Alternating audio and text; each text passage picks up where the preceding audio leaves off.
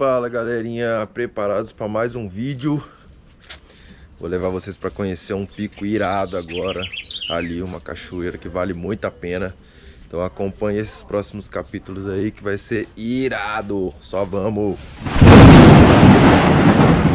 Nesse meio tempo até chegar lá a gente tem uma trilhazinha irada para poder fazer. E eu vou mostrando o percurso para vocês.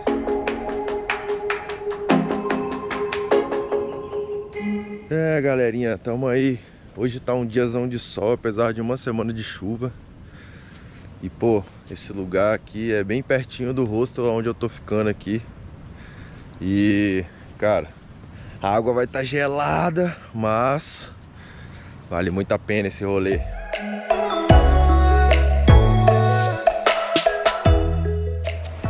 E é isso, galera. Depois de um rolezinho, chegamos aqui no paraíso do Poço Fundo. Olha o barulho dessa água.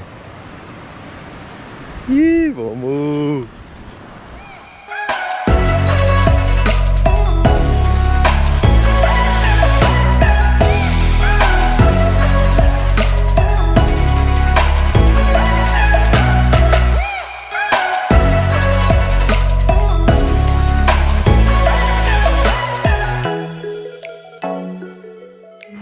E aí galera, depois de alguns minutos de caminhada chegamos numa das cachoeiras que tem aqui perto do hostel, chamada Poço Fundo.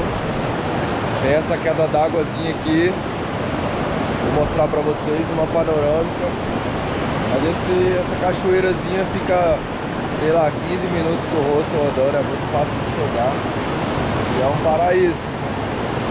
Aproveitar que hoje saiu um sol, não tem onda. Vamos dar um mergulho, vamos se divertir.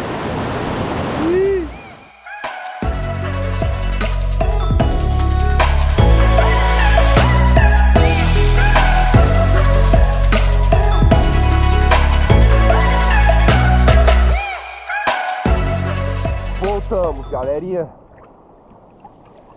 Congelando um pouco, mas